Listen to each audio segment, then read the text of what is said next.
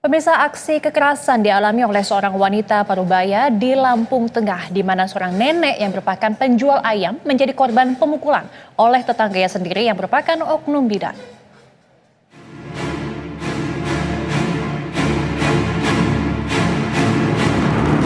Runtah, seorang nenek di Kecamatan Bangunrejo, Lampung Tengah meringis kesakitan.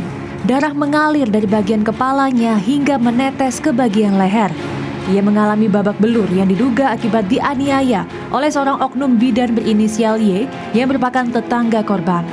Wanita Parubaya berusia 66 tahun ini diduga mendapatkan hantaman benda tumpul pada bagian kepala, leher, dan telinga hingga membuatnya harus dibawa ke rumah sakit setempat.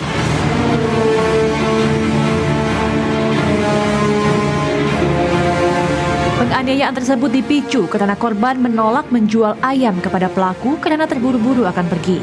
Kejadian berawal saat pelaku mendatangi rumah korban untuk membeli ayam. Karena sedang terburu-buru akan pergi, pelaku merasa tidak dilayani oleh korban.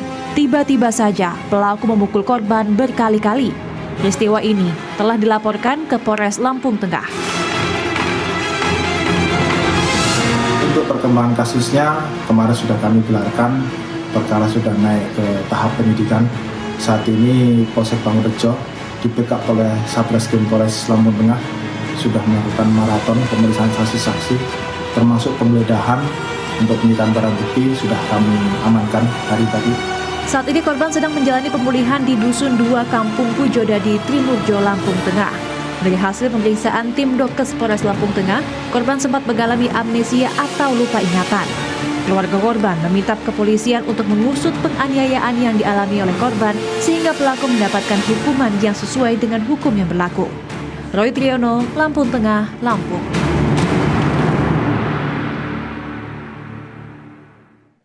Seorang nenek dipukul oleh tetangganya sendiri di Lampung Tengah. Aksi kekerasan itu bahkan membuat sang nenek ini hilang ingatan. Kita akan coba membahasnya bersama dengan AKBP Andik Purnomo, Sigit Kapolres Lampung Tengah. Selamat siang. Selamat siang, Ibu. Ya, selamat siang Pak. Ini kan ada kasus seorang nenek yang kemudian dianiaya oleh tetangganya yang disebut juga sebagai oknum bidan begitu. Apa kemudian motif tetangga tersebut ini bisa menganiaya sang nenek? Sesuai dengan keterangan yang kami peroleh di lapangan, bahwa hal ini dipicu oleh motivasi ekonomi, Mbak. Oke, awalnya benarkah memang karena pelaku ini yang merupakan tadinya ingin membeli barang jualan dari nenek yang merupakan ayam, kemudian merasa tidak dilayani, kemudian pelaku akhirnya memukul wanita Parubaya ini? Pada saat kejadian memang rangkaian ceritanya seperti itu, tapi setelah kita dalami terlebih dahulu terhadap saksi dan beberapa keterangan korban, ini memang ada motivasi ekonomi di balik kejadian ini, Mbak. Oke, motivasi ekonomi seperti apa, Pak? Mungkin bisa dijelaskan kembali. Lebih jelasnya masih kita dalami juga, tapi yang jelas adanya ketersinggungan pelaku terhadap korban karena mau meminjam uang, kemudian korban juga tidak memberikan izin karena alasan harus memberitahukan kepada anaknya dan seterusnya seperti itu, Pak. Oke, ada indikasi memang pelaku ini berencana untuk meminjam uang kepada korban, namun tidak diiyakan sehingga pelaku melakukan kekerasan terhadap korban, begitu ya Pak? Betul, seperti itu Pak, ya Pak. Oke, boleh dijelaskan mungkin dari pendalaman yang dilakukan oleh pihak kepolisian, menggunakan apa kemudian pelaku ini memukul nenek ini?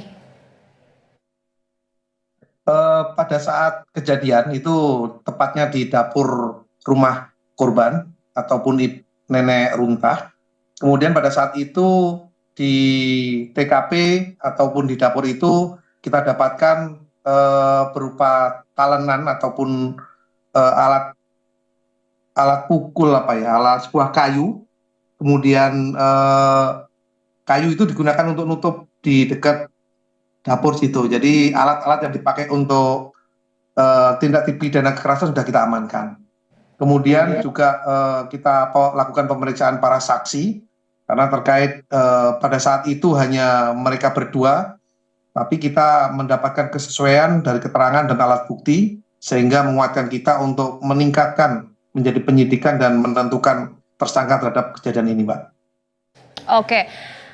Artinya memang apakah memang pelaku ini sudah merencanakan untuk melakukan kekerasan terhadap korban sejak lama, atau memang itu saat itu saja terpicu emosinya sehingga melakukan pemukulan begitu kepada korban? Lebih dalamnya nanti akan kami dalami, tapi sepintas ataupun saat ketika kita laksanakan pemeriksaan para saksi, memang ada motivasi seperti itu, ada rangkaian sehingga terjadi peristiwa ini, Mbak. Oke, bagaimana kondisi pelaku saat ini? Apakah sudah ditangkap atau sudah diamankan oleh pihak kepolisian? Hari ini sudah kita tingkatkan menjadi tersangka, segera kita amankan dan kita tangkap pelaku. Kemudian kita sidik, kita lengkapi berkas seperti kita proses profesional, Mbak. Oke, nah dari perlakuan kasar ini, Pak Andik, informasi yang kami dapat, sang nenek ataupun korban ini sempat mengalami hilang ingatan begitu. Bagaimana keterangan dari rumah sakit, Pak, terkait dengan hal ini? Baik, terima kasih. Pada saat kejadian memang sang nenek ini antara pingsan dan tidak pingsan, jadi kondisi shock. Kemudian dibawa ke rumah sakit di daerah Lampung Tengah di Mitra Mulia Husada. Kondisi memang nenek sangat lemah. Kemarin sempat kami jenguk, sekarang sedang rawat jalan di rumah salah satu anaknya. Kondisi juga nenek masih lemah. Dan alhamdulillah tadi malam sudah bisa mulai kita rekonstruksi, beliau sudah mulai seger pulih, tetapi kondisi belum 100%. Jadi kondisi memang nampak sekali di kepala, kemudian di telinga sebelah kiri, di pundak, kemudian di leher belakang, ini masih nampak lebam-lebam akibat penganiayaan tersebut. Oke, baik. Dan kami kami dari Polres Lampung Tengah menyiapkan pengobatan sampai dengan sembuh untuk perhatian kami pada beliau. Baik, kita akan tunggu juga bagaimana pendalaman yang dilakukan oleh pihak kepolisian terkait dengan motif dari pelaku melakukan penganiayaan terhadap wanita Parubaya ini. Terima kasih banyak atas waktunya AKBP Andik Purnomo Sigit selaku Kapolres Lampung Tengah, Polda Lampung. Salam sehat selalu, Pak Sidik. Terima kasih, selamat siang.